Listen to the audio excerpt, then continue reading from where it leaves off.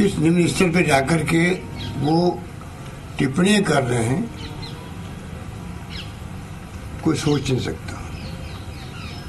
Double meaning निकले इस प्रकार की कमेंट करना किसी प्रधानमंत्री को शोभा नहीं देता है। जो वो कर रहे हैं, जुमले बोल बोल के तो 4 साल 5 साल निकाल दिए।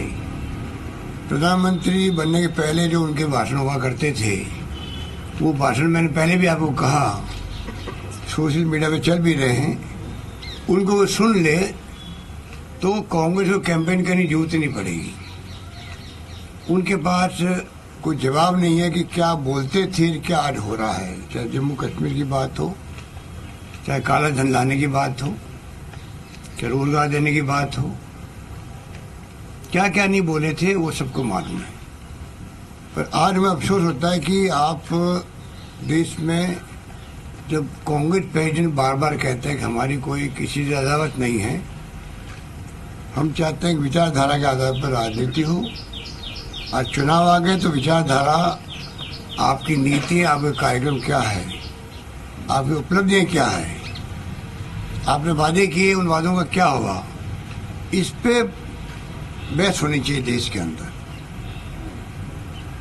उसकी बजाय वो जानबूझ करके ध्यान डाइवर्ट करने के लिए अपने निकम्मेपन को, अपनी सरकार की जो 5 साल बीते हैं जिस रूप में, उसे छिपाने के लिए जिस प्रकार से राजनीति कर रहे हैं, तो पूरे देशवासियों को जैसे समझ रखा है कि वो समझते नहीं होंगे, वो जब चाहेंगे मीडिया के माध्यम से, मीडिया का दुरुपयोग करके जिस रूप में वो छाए रहते हैं, आपके विजुअल मीडिया में भी, प्रिंट मीडिया में भी दबाव देके जिस प्रकार से सरकारी धन का दुरुपयोग हो रहा है,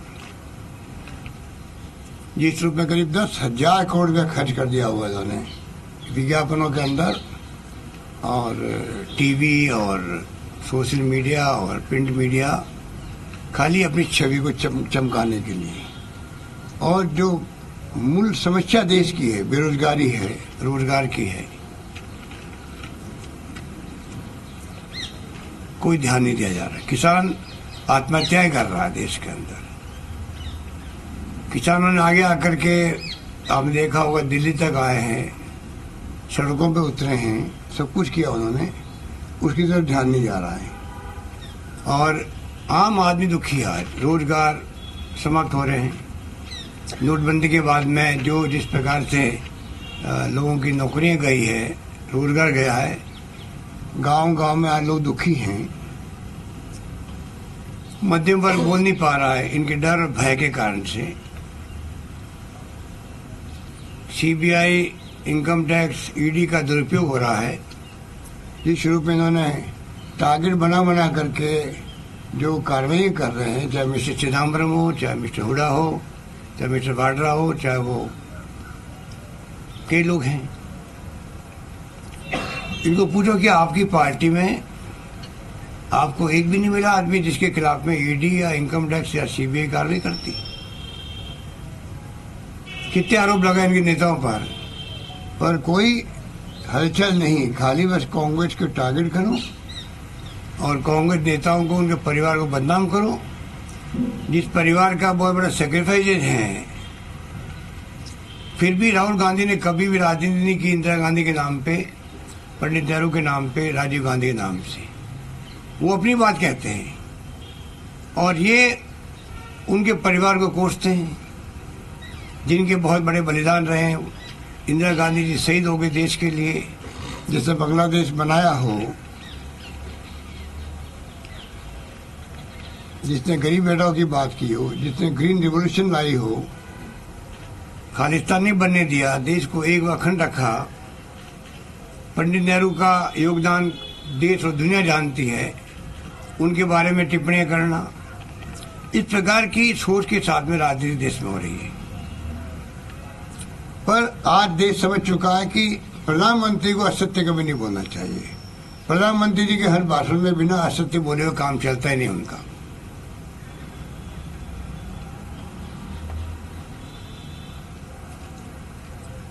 चुनाव सामने है,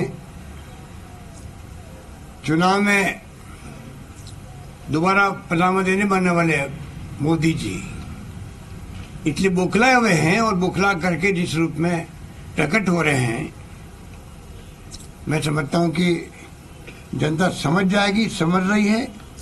वाजपेयी जी ने भी उस जमाने के अंदर फील गुड और इंडिया साइनिंग की बात की थी, तभी जनता समझ गई थी। तो अब तो पूरी तरह एक्सपोज हो चुके हैं, इनकी कोई उपलब्धि बताने के लिए है नहीं।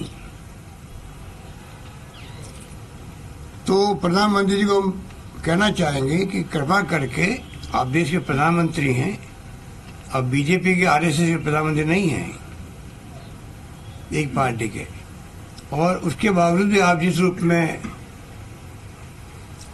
असत्य बोल करके, झूठे आरोप लगा करके, परिवार को बदनाम करके और धमकी दे करके एक प्रधानमंत्री अपोजिशन पार्टी नेताओं को धमकी दे, ये मैंने मेरे पहली बार देख रहा हूं राजनीतिक जीवन के अंदर कि प्रधानमंत्री इस तरह का व्यक्ति की गरिमा होती है बोलते वक्त में, और जिस रूप में धमकी दे रहे हैं, मैं चुन चुन के क्या करूं, चुन चुन के ये मेरी फितरत में है।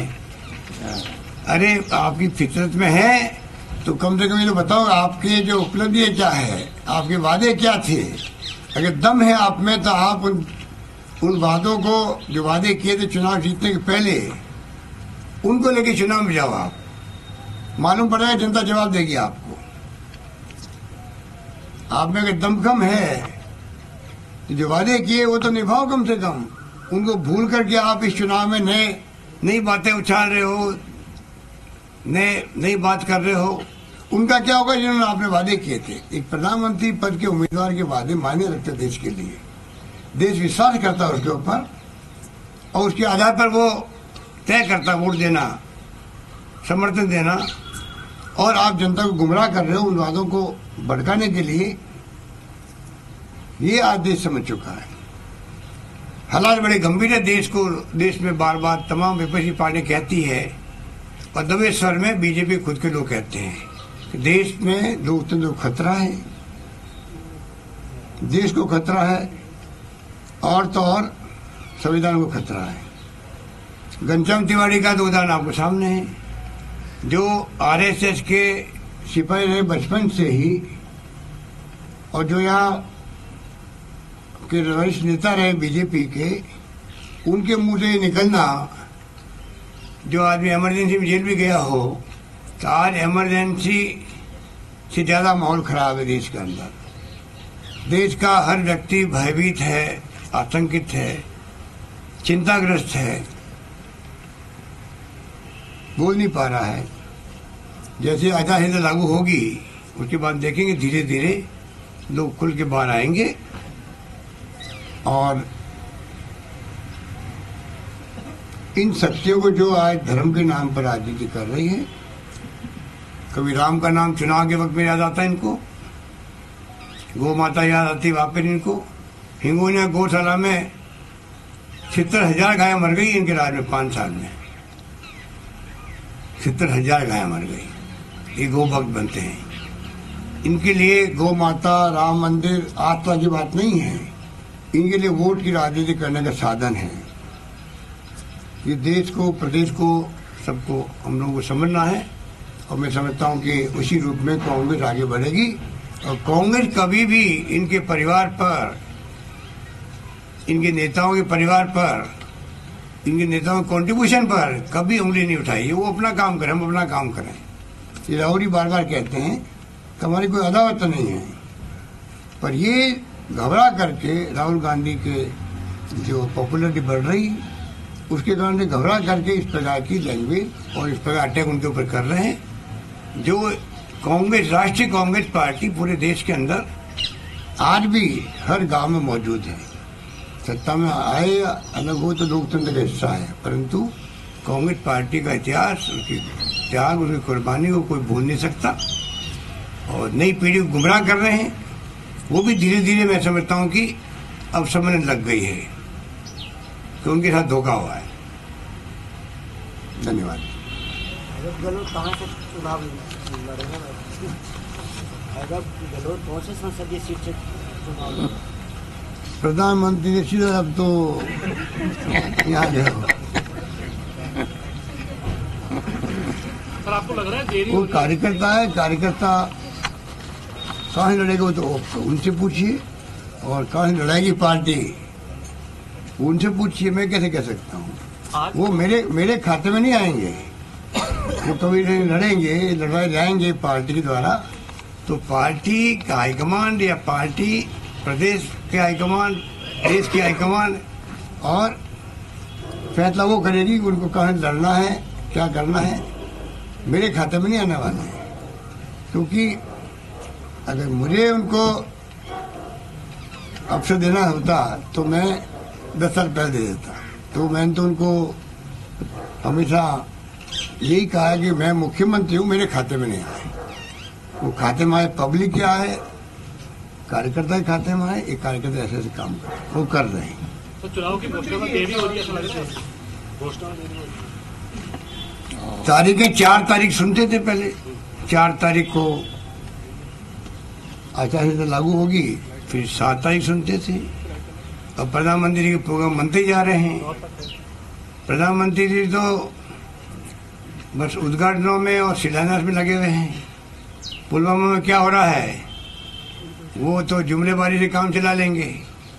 उनको गर्व होना चाहिए कि आज पक्ष विपक्ष के अंदर, सत्ता में और विपक्षी पार्टियों में बहुत बड़ा भारी आपस में विरोध था, उसके बावजूद भी घटना जैसी हुई पुलवामा में की, पूरा विपक्ष एकजुट होकर के राहुल गांधी के नेतृत्व में, कांग्रेस पार्टी के नेता और कार्यकर्ता और तमाम विपक्षी पार्टी एकजुट होकर के देश को विश्वास दिलाया, सरकार को विश्वास दिलाया कि हम आपके साथ खड़े हैं। उसका फायदा भी मोदी जी ने नहीं उठाया। जब कभी ऐसी घटनाएं पहले भी हुई है, जब लोकसभा के ऊपर अटैक हुआ संसद भवन पर, तब भी सोनिया गांधी जी ने जब बात करी मोदी वाजपेयी जी से, तो एक सबको गर्व हुआ कि पक्ष विपक्ष ऐसे वक्त पे एकजुट होता है। ये देश की परंपरा रही है। मोदी जी उस भावना को समझ नहीं पाए और फिर भी वो अपना काम करते गए, और जिस प्रकार से उन्होंने अपने उद्घाटन और वो तो चालू रखे ही रखे, कोई बात नहीं। कांग्रेस पार्टी ने अपनी वर्किंग कमेटी भी स्थगित कर दी ऐसे वक्त में, पर उनका जो रवैया है वो बिल्कुल अलग तरह का रवैया है। और अचानक ही आप कह रहे हो कि जब जनता में आक्रोश पैदा हो रहा था, कैंडल मार्च गली गली मोहल्ले मोहल्ले में हो रहे थे, आक्रोश व्यक्त करने के लिए भी और देश के साथ में एकजुटता दिखाने के लिए भी, वो भावनाएं मोदी नहीं समझ पाए।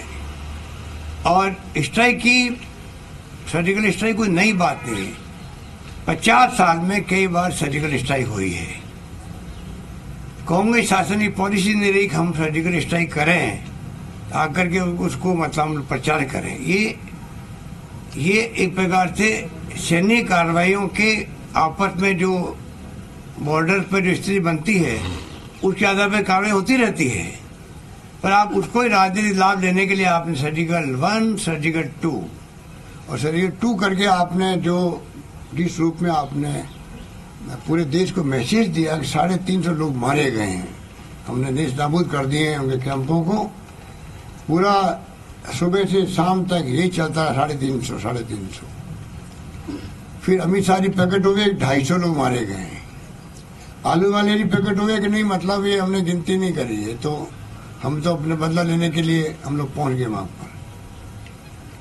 और एयरफोर्स के चीफ कहते हैं कि ये हमारा काम नहीं है, हम तो खाली टारगेट को हिट करते हैं, बाकी क्या हुआ इस सरकार बताएगी। अब आप बता दीजिए कि इससे क्या होगा। इससे प्रधानमंत्री जी, उनकी सरकार की कितनी बड़ी पोल खुली है दुनिया के अंदर, कोई सोच सकता है। अमेरिका में, यूके में, सब जगह जो वॉशिंगटन टाइम्स हो, न्यूयॉर्क टाइम्स हो, जो अखबार निकलते हैं वो सब कहते हैं कोई वहां पर पता नहीं, कोई रिपोर्ट आई नहीं रही कितने लोग मारे गए।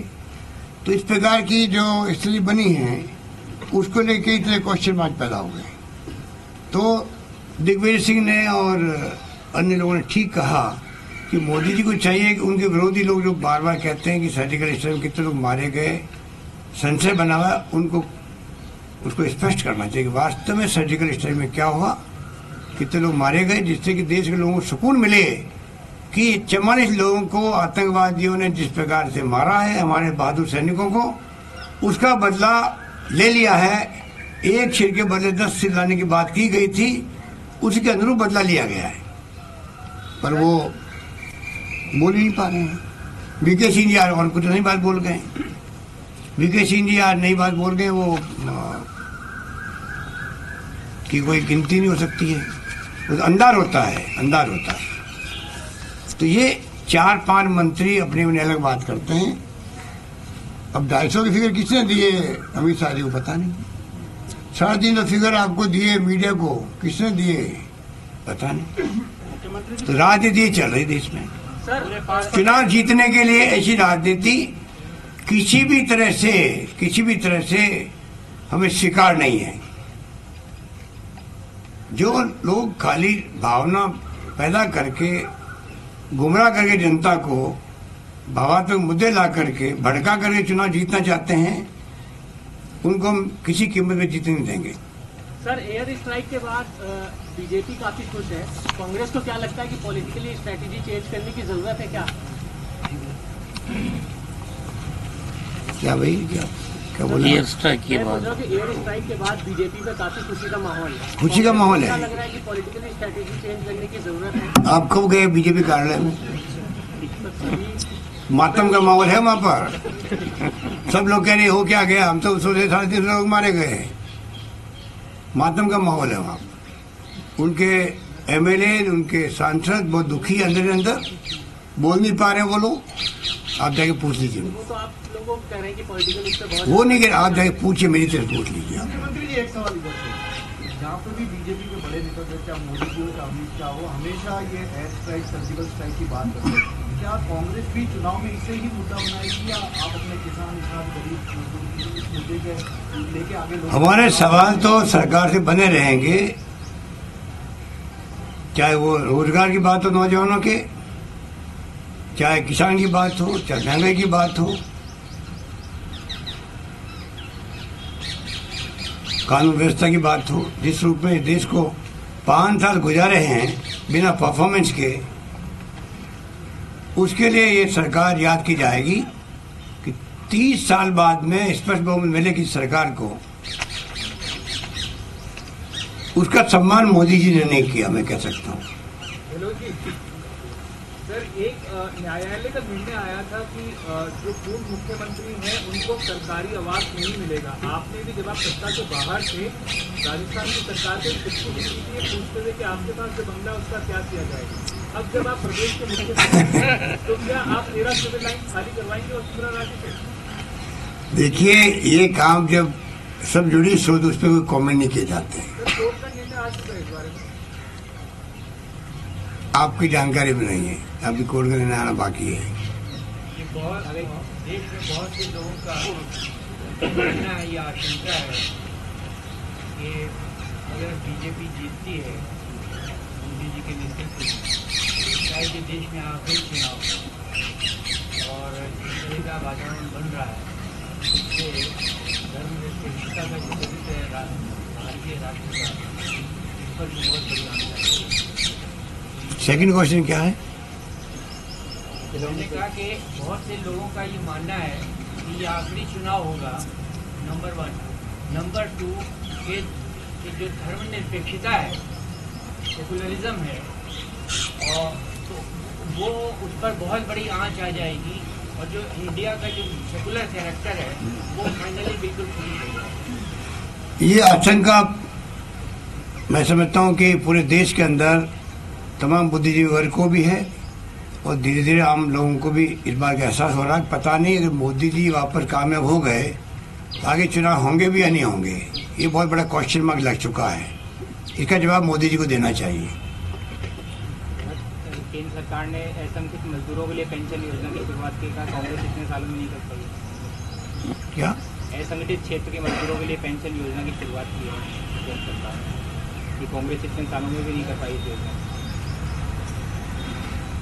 ये सवाल जो पूछते हैं ये लोग, कांग्रेस को 70 साल में क्या किया, ये उसी तरह का जुमला है ये कि कोई योजना नरेगा लेके आए कांग्रेस, कोई किसी ने पूछेगा कि आपने 50 साल पहले क्यों नहीं लेके आए। मोदी जी को कहो जो योजना आप लेके वाजपेयी जी ने लेके आए थे, उनकी सरकार थी। ये इनमें कोई दम नहीं होता ऐसे क्वेश्चन के अंदर और ऐसी बातों के अंदर। सर आपके मुख्यमंत्री बनने के बाद क्या केंद्र सरकार बराबर पैसे दे रही है? क्योंकि आप मुख्यमंत्री जी ने कहा कि मनरेगा के लिए उतना पैसा नहीं आ रहा, इतनी जल्दी नहीं आ रहा जितना आना चाहिए। अब जाती जाती सरकार है भैया, सरकार जा रही है। अभी चुनाव के बाद मेरे से बात करना, अभी उसमें कोई दम नहीं है कि अभी क्या। तो जिस रूप में उनका रवैया सरकारों के साथ में रहा है, आप देख नहीं रहे हो पूरे देश के अंदर क्या हो रहा है। आरोप लगा दिया प्रधानमंत्री ने हमारे ऊपर, उनसे क्या उम्मीद करेंगे। स्कीम बनाई 1 महीना पहले, 1.25 महीना पहले पार्लियामेंट के अंदर 6,000 रुपये देने की, वो भी मजाक है। हम दे रहे 12,000 दे रहे पेंशन, 18,000 दे रहे पेंशन एक व्यक्ति को, वो दे रहे 6,000 दे रहे किसान को। हमने यहाँ पर सीमांत किसान और लघु किसान के उनको भी दे दिया हम लोगों ने पेंशन। 75 के नीचे के होंगे तो 12,000, अन्यथा 18,000 देंगे। और पति पत्नी को डबल कर लीजिए आप, कहाँ 6,000 है। और वो कह रहे हैं कि कांग्रेस सरकारों ने, जिसमें राजस्थान में शामिल है, उसमें हमें आंकड़े नहीं भेजे हैं। तो क्या किसी सरकार के नुमाइंदे ने, किसी मंत्री ने, किसी विधायक ने कहा किसी किसान को काफी स्कीम भाग मत लो? प्रक्रिया चलती है, पूरी फॉर्मेलिटी होती है, उसके बाद भेजे जाते हैं, भेजे जा रहे हैं। इसलिए प्रधानमंत्री जब स्वयं उतरा है मैदान में, प्रधानमंत्री जी स्वयं उतरा है मैदान में विपक्षी पार्टियों से झगड़ा करने में, उनको बदनाम कर। तो आपने सुना क्या कुछ कह रहे थे मुख्यमंत्री अशोक गहलोत। बीजेपी को आड़े हाथों लेते हुए एयर स्ट्राइक के सबूत मुख्यमंत्री अशोक गहलोत ने भी बीजेपी से मांगे। फिलहाल वक्त एक ब्रेक का, जल्द लौटेंगे।